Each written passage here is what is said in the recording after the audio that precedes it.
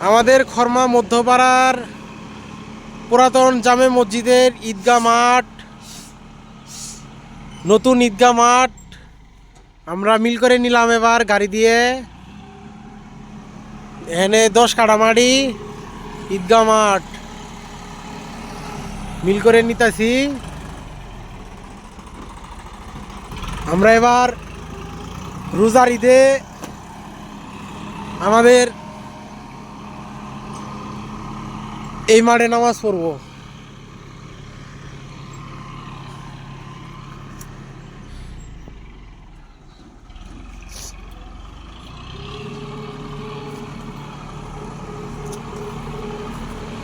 আমাদের 2 মসজিদের ঈদগাহ মাঠ, খরমা মধ্যপাড়া পুরাতন জামে মসজিদ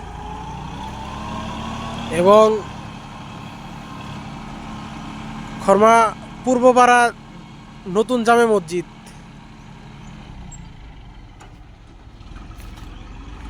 এই ঈদগাহ মাঠ।